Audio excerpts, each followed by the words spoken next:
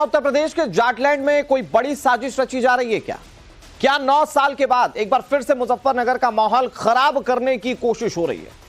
यह सवाल इसलिए उठ रहे हैं क्योंकि वहां से 4 टाइमर बॉम्ब मिले हैं और टाइमर बॉम्ब मिलने के बाद उत्तर प्रदेश को सतर्क और सावधान करने वाली यह बिल्कुल नई कहानी, जिसके 2 किरदारों के नाम अब तक साफ हो चुके हैं, जिसमें एक है टाइमर बम बनाने का एक्सपर्ट और दूसरा वो लेडी दंगाबाज जिसने पिछले मुजफ्फरनगर दंगों के दौरान 1-2 नहीं बल्कि 200 बम बनवाए और बंटवाए थे। इस बार क्या ऑर्डर था और कैसे एक्शन हुआ, आपको दिखाते हैं सीधे जाटलैंड से ये सुपर एक्सक्लूसिव रिपोर्ट।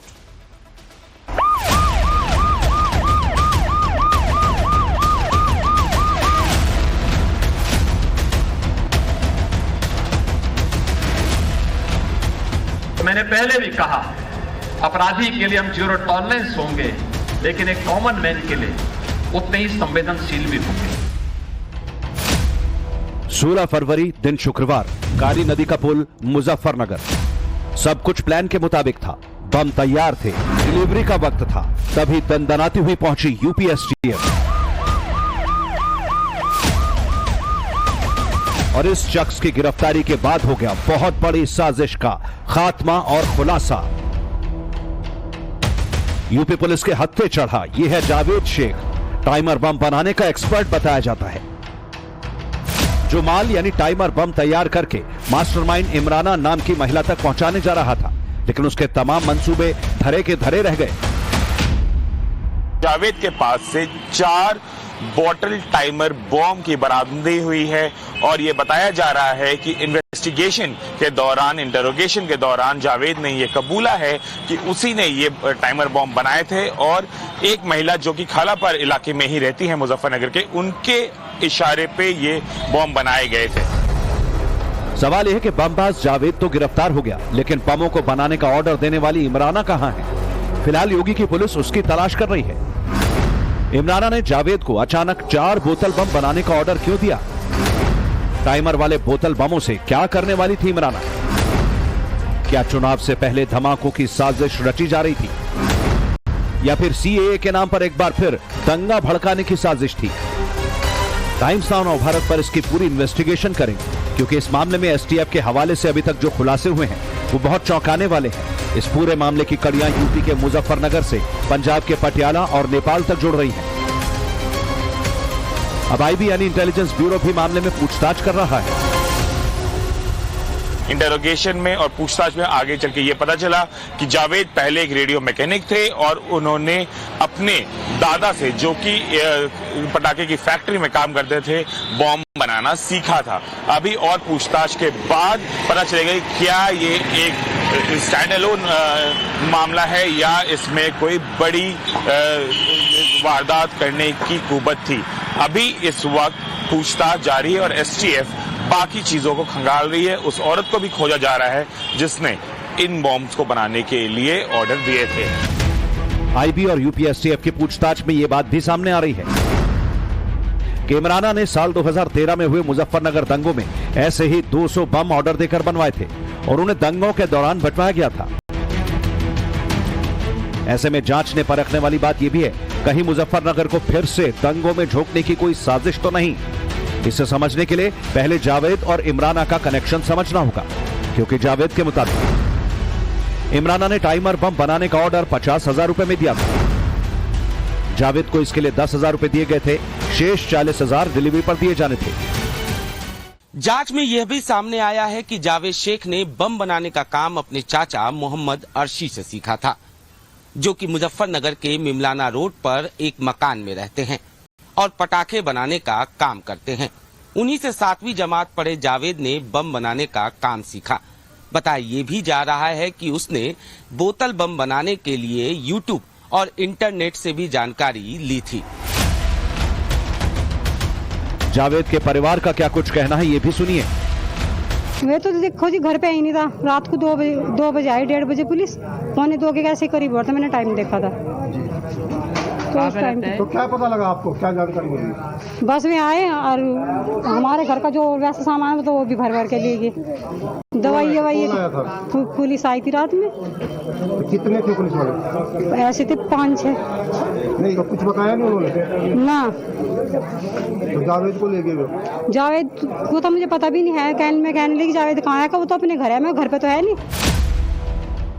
1, 2, 3 और 4 ये 4 बोतल बम जावेद के पास से एसटीएफ को मिले। नीले रंग के एक बैग में जूते के डिब्बे में छिपा कर रखे गए थे। आपने ऐसे बम आमतौर पर फिल्मों में ही देखे होंगे, वैसे ही इन बमों में लाल, हरे, सफेद, नीले रंग के तार लगे हैं। यहां देखिए, हर बोतल बम के नीचे की तरफ 4 सेल लगे हैं जिनसे तारों को जोड़ा गया है, जबकि बोतल बम के ऊपरी तरफ घड़ी जैसा टाइमर लगा है। यह रहा पहला टाइमर, दूसरा, तीसरा और ये चौथा। टाइमर बम को रिमोट से डिफ्यूज किया जा सकता है। इस तरह के खतरनाक टाइमर बम बनाने के लिए जावेद सामान कहां से खरीदता था वो भी जान लीजिए। लोहे की गोलियां साइकिल की दुकान से, ग्लूकोज की बोतल दवा की दुकान से और टाइमर मशीन घड़ी की दुकान से खरीदता था। सूत्रों का यह भी दावा है कि इस बम बनाने के लिए जावेद ने ग्लूकोज की बोतलें बकायदा एक मेडिकल स्टोर से खरीदी, लोहे की छर्रे साइकिल वाली दुकान से खरीदी और घड़ी वाली दुकान से घड़ी की मशीनें खरीदी। फिर उन्हें एक बोतल में डाला, गन पाउडर डाला, पीओपी डाला, रुई डाला और बम जो है वो बनकर तैयार हो गया। हालांकि जावेद कहने को सिर्फ कक्षा 7 पास है, लेकिन फर्राटेदार अंग्रेजी और उर्दू बोलता है।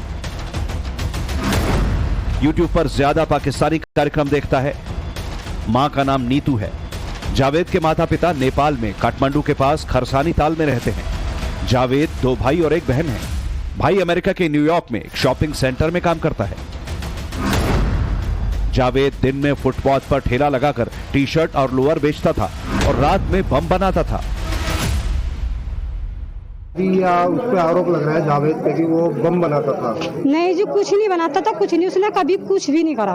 बहुत अच्छा लड़का है, शरीफ है, सारा महल्ला जाना है। वो इतने से इतना बड़ा इस महल्ले में हुआ। वो कहाँ तक पढ़ा है जावेद? जावेद ऐसे पढ़ा हुआ 10वीं 8वीं 10वीं। तो क्या लगता है जिस पे पुलिस उस पर आरोप लगा रही है बम बनाने के, तो क्या वो बनाता था? नहीं, कुछ भी नहीं, कुछ नहीं करता, बिल्कुल झूठ है, गलत है।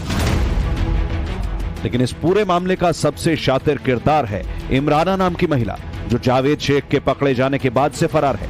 इसीलिए यूपी के शामली का बंती खेड़ा गांव इस वक्त एसटीएफ के सर्विलांस पर है, जहां इमराना का घर है। खबरों के मुताबिक टाइमर बम बनाने के मास्टरमाइंड जावेद से यूपी एसटीएफ ने बमों के ऑर्डर की लिस्ट भी हासिल कर ली है। अब उस लिस्ट में शामिल लोगों से पूछताछ की जा रही है। इतना ही नहीं, जावेद के संपर्क में जो लोग भी हैं उनसे भी पूछताछ की जाएगी। अब बात रही इमराना की। जावेद का दावा है कि इमराना तंत्र मंत्र भी करती है। बसंती खेड़ा में जब तंत्र मंत्र का विरोध हुआ तो वहां से भागकर मुजफ्फरनगर आई और यहीं रहने लगी। एसटीएफ का इमराना तक पहुंचना इसलिए जरूरी है क्योंकि इमराना को ही मालूम है कि जावेद शेख से बनवाए गए 4 बोतल बमों का इस्तेमाल आखिर कहां किया जाना था। कहीं शामली में ही तो किसी बड़ी घटना को अंजाम नहीं दिया जाना था, क्योंकि शामली पश्चिमी यूपी का संवेदनशील इलाका है, जहां से पहले पाकिस्तानी खुफिया एजेंसी आईएसआई के एजेंट भी पकड़े जा चुके हैं। कैराना के कई लोग पाकिस्तान में आईएसआई के हैंडलर बनकर बैठे हैं। बताया जा रहा है कि जावेद लगातार उस इमराना के संपर्क में था जिसने 2013 में हुए मुजफ्फरनगर दंगों की आग को और भड़काया था। इसके अलावा इमराना ने साल 2020 में सीएए के विरोध में हुए बवाल में भी अपने लोगों को 100 से ज्यादा बम बांटे थे। क्या उन बमों को बनाने में भी जावेद का हाथ था? अब इसकी जांच की जा रही है। साथ ही यह भी पता लगाया जा रहा है कि कहीं मुजफ्फरनगर दंगा पार्ट 2 दोहराने की कोई प्लानिंग तो नहीं थी, जिसकी कई दर्दनाक कहानियां आज भी मन को झकझोर देती हैं। बताया गया इनके पास से 4 टाइमर बम बरामद हुए, क्या पूरा? मुजफ्फरनगर में 2 अभियुक्तों को गिरफ्तार कर 4 आईडीज इनसे बरामद की गई हैं। ये सभी टाइमर अथवा रिमोट कंट्रोल से ट्रिगर की जा सकती है। ये जानकारी प्राप्त हुई है कि जिन लोगों ने इस बम को बनाया है, जो गिरफ्तारी हुई है, उन लोगों ने मुजफ्फरनगर दंगों के समय भी इस प्रकार के बम बना करके बांटे थे। सर, इनका अन्य कोई बड़े संगठन से इनका इन दोनों अपराधियों से पूछताछ की जा रही है और जो भी जानकारी सामने आएगी उस पर आगे कार्रवाई की जाएगी। असल में इस वक्त पश्चिमी यूपी में किसान आंदोलन का शोर है। इसके अलावा चुनाव से पहले सीएए के लिए नोटिफिकेशन भी लागू होने की बात गृह मंत्री अमित शाह कह चुके हैं और राम मंदिर के भव्य उद्घाटन के बाद वाराणसी के ज्ञानवापी परिसर में पूजा की इजाजत भी मिल चुकी है। ये सारा घटनाक्रम सामने आने के बाद कट्टरपंथियों का एक ऐसा गुट है जो मुसलमानों को भड़काने का काम कर रहा है। हाल ही में हल्द्वानी और यूपी के बरेली को भी दंगों की आंख में कैसे झोंकने की कोशिश की गई, ये पूरे देश ने देखा। जाहिर है इन घटनाओं के बीच मुजफ्फरनगर से 4 टाइमर बमों की बरामदगी इस बात का इशारा जरूर कर रही है कि यूपी के लॉ एंड ऑर्डर को चुनौती देने के लिए कहीं ना कहीं कोई खिचड़ी जरूर पक रही है। लेकिन मुख्यमंत्री योगी आदित्यनाथ पहले ही कह चुके हैं, यूपी में अपराध के लिए 0 टॉलरेंस है। प्रधानमंत्री जी के मार्गदर्शन में, उनके नेतृत्व में विगत 6-7 वर्षों में उत्तर प्रदेश के अंदर सुशासन को स्थापित करने ने कुछ सफलता प्राप्त की। सुशासन की पहली शर्त है रूल ऑफ लॉ, और रूल ऑफ लॉ बगैर बार और बेंच के सहयोग से नहीं हो सकता है, कभी नहीं हो सकता है। जावेद शेख ने इमराना से ऑर्डर मिलने के बाद बम बनाए, उन्हें लेकर वो सड़कों पर निकल गया, लेकिन भूल गया कि ये योगी राज है जहां कॉन्स्पिरेसी नहीं बल्कि कानून का शासन चलता है और दंगाइयों का इलाज ऑन द स्पॉट होता है। यही कारण है कि योगी राज में 2017 के बाद से कोई दंगा नहीं हुआ और ना ही होगा। ये बात योगी हर मौके पर बार बार छाती ठोक कर कहते हैं। उत्तर प्रदेश में कानून व्यवस्था कैसे होनी चाहिए, 2017 के पहले या उससे पहले भी आपको अनुभव मिला होगा, देखे होंगे आप लोग। हर दूसरे तीसरे दिन एक दंगा होता था। 2017 से 2022 के बीच में यूपी में कोई दंगा नहीं हुआ, एक भी दंगा ना होना। कहीं भी कोई सुरक्षा में सेंध लगाने की बात तो बहुत दूर है, कोई उधर सोच भी नहीं सकता है। आज ये स्थिति उत्तर प्रदेश के अंदर है, हर व्यक्ति वहां पर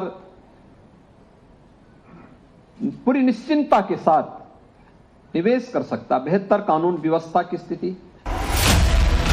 बमबाज जावेद और इमराना की कहानी तो अभी शुरू हुई है। ना जाने इस साजिश में कितने किरदार हैं, कई राज खुलने अभी बाकी हैं। आईबी और यूपीएसटीएफ काम पर लगे हैं। यकीन मानिए हर राज बाहर आएगा, क्योंकि दंगाइयों और क्रिमिनल्स की कुंडली खंगालना योगी बहुत अच्छे से जानते हैं। मुजफ्फरनगर से संवाददाता ऋषभ के साथ bureau report, times now Bharat.